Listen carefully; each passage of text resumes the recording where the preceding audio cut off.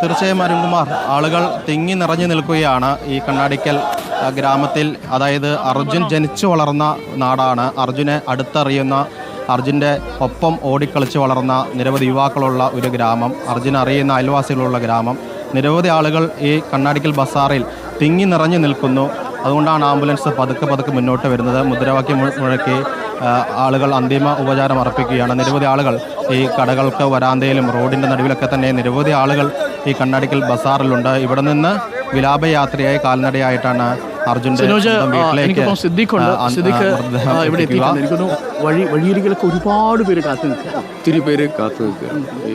അർജുനെ അറിയുന്നതായിരിക്കുന്ന അർജുൻ്റെ നാട്ടിലേക്ക് വരുമ്പോൾ അതിൻ്റെ ഒരു വൈകാരികത, ഇത് കേട്ടറിഞ്ഞ് അർജുനെ സ്വയം കുടുംബത്തിൻ്റെ അംഗത്തെ പോലെ സ്വീകരിച്ചതായിരിക്കുന്ന പൊതുസമൂഹം, ഇവർ മുഴുവൻ തിങ്ങി നിറഞ്ഞ് അർജുന് അന്ത്യാഞ്ജലി അർപ്പിക്കാൻ വേണ്ടി കടന്നു വന്നിരിക്കുകയാണ്. ഇതൊരു അപൂർവ നിമിഷമാണ്. ഒരു ബോഡിക്ക് വേണ്ടി, ഒരു മനുഷ്യൻ്റെ ചേതനയേറ്റ ശരീരം കണ്ടെത്താൻ ഇത്രയും ദിവസം നടന്നതായിരിക്കുന്ന ഒരു ഓപ്പറേഷൻ, അത് അത്യപൂർവമായിട്ടുള്ളൊരു സംഭവമാണ്. ആ കുടുംബത്തിന് ആശ്വാസം കണ്ടെത്താൻ, അന്ത്യകർമ്മങ്ങൾക്കും ആ കർമ്മങ്ങൾക്ക് ശേഷമുള്ള ശേഷക്രിയ ചെയ്യാനൊക്കെയുള്ള ഒരു വലിയ ആശ്വാസത്തിൻ്റെ അംശം ഇതിലൂടെ കിട്ടിയെന്നാണ്. അത് നൽകുന്നതായിട്ടുള്ള ഒരു എന്താ പറയുക, ഒരു വൈകാരികമായിട്ടുള്ള ഒരു മുഹൂർത്തത്തിൽ സാക്ഷ്യം വഹിക്കുക. ഈ വീട്ടിലേക്കുള്ള വഴിയിൽ എത്രയോ തവണ അല്ലേ കുഞ്ഞിൻ്റെ കൈയും പിടിച്ച് പോകും വരും. തീർച്ചയായിട്ടും ഇത് അർജുൻ നടന്നുപോയ വഴികളാണ്.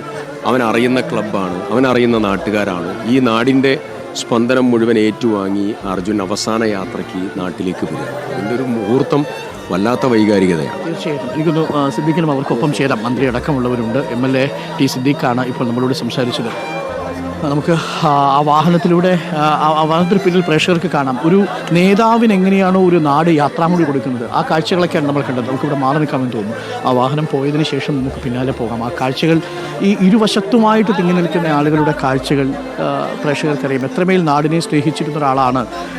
ആ നാട് യാത്രയയക്കുമ്പോൾ ആ കാത്തിരിപ്പിൻ്റെ വേദന കൂടിയാണ് ഈ യാത്രയപ്പിൽ പ്രതിഫലിക്കുന്നത് എന്നത് പ്രേക്ഷകർക്കറിയാം. പലപ്പോഴും അങ്ങനെയാണ്. സ്നേഹം എന്നതിന് കാത്തിരിപ്പ് എന്നൊരു പര്യായ പദം കൂടി ഉണ്ടല്ലോ. ആ കാത്തിരിപ്പിലൂടെ സ്നേഹിച്ചു തുടങ്ങിയവരാണ് അല്ലേ രഞ്ജിത്ത്?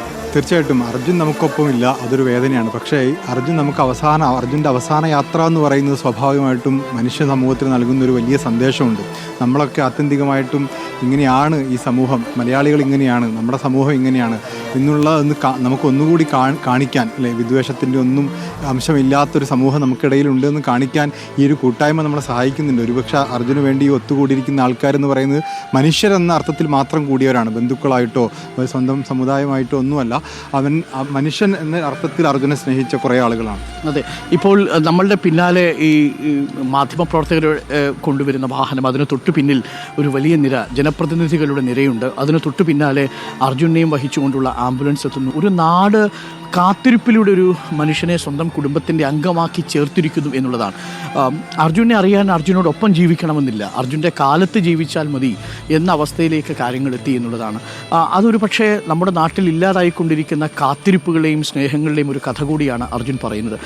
അർജുൻ്റെ വീട്ടിലെ പ്രശ്നങ്ങൾ ഈ നാട് ഒരുമിച്ച് ഏറ്റെടുക്കുന്നു. അർജുൻ ഇല്ലാതാകുമ്പോൾ, അവിടുത്തെ വരുമാനം ഇല്ലാതാകുമ്പോൾ സ്വാഭാവികമായും ആ കുടുംബത്തെ സഹായിക്കാൻ സർക്കാരും സംവിധാനങ്ങളും മുന്നോട്ട് വരുന്നു. അർജുൻ്റെ ഭാര്യയ്ക്ക് തൊഴിൽ വളരെ വേഗം കൊടുക്കുന്നു.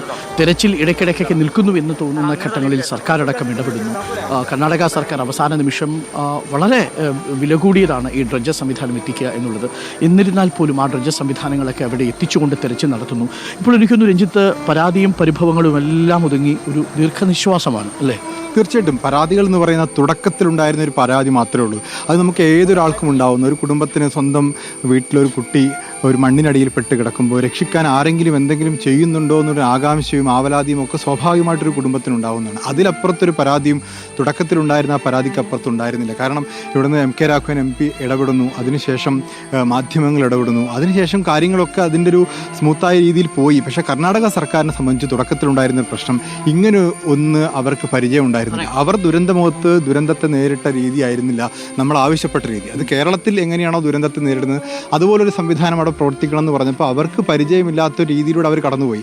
മാത്രമല്ല നമ്മൾ അവിടെ നേരിട്ട് കണ്ടപ്പോൾ മനസ്സിലാക്കിയത്, ഈ സമയം നമ്മൾ ആരെയും കുറ്റം പറയാൻ ഉപയോഗിക്കുന്നില്ല, പക്ഷേ അത്തരം സാഹചര്യങ്ങൾ കേരളം വിട്ടാൽ നമുക്ക് ഈ നാടിലെ ഈ നാട്ടുകാരുടെ ഒരുമയും പഞ്ചായത്തിൻ്റെ ഇൻവോൾവ്മെൻറ്റും ഒക്കെ മറ്റ് സംസ്ഥാനങ്ങളിൽ വളരെ കുറച്ചേ കാണാൻ കഴിയും. ഒരുപക്ഷേ അത് ജനസംഖ്യയുടെ വർധനവ് കൊണ്ടോ ആ സ്ഥലത്തിൻ്റെ പ്രത്യേകത കൊണ്ടോ ഒക്കെ ആവാം. അപ്പോൾ ഷിരൂരിൽ പോയി നമ്മൾ ആദ്യഘട്ടത്തിൽ തെരച്ചിൽ നടത്തുമ്പോൾ അവിടുത്തെ പഞ്ചായത്തുകളോ ഇവിടെയുള്ള പ്രാദേശികമായിട്ടുള്ള തെരച്ചിൽ സംഘങ്ങളോ ദേശീയ ദുരന്ത നിവാരണ സംഘത്തിൻ്റെ ഭാഗമായിട്ടുള്ള പ്രാദേശിക റെസ്പോൺസ് ടീമുകളുണ്ടല്ലോ, ആ ടീമുകളൊന്നും അവിടെ സജീവമായിരുന്നില്ല ആദ്യഘട്ടത്തിൽ. അങ്ങനെ ഉണ്ടായിരുന്നില്ല. അങ്ങനെ കീഴ്വഴക്കം ആ പ്രദേശങ്ങളിലൊന്നുമില്ല, പ്രത്യേകിച്ച് ഉത്തര കന്നഡ ജില്ലയിലില്ല.